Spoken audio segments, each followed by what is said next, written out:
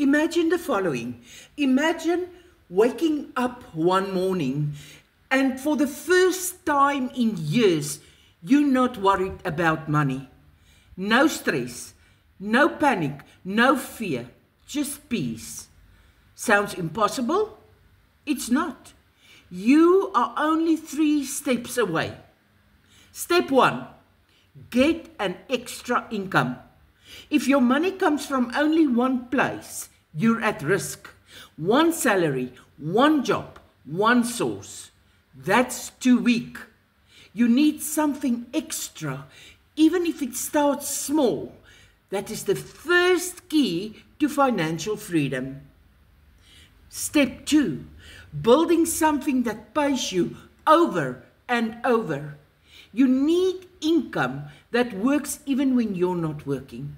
Residual income, passive income, a system that keeps paying you every week and every month.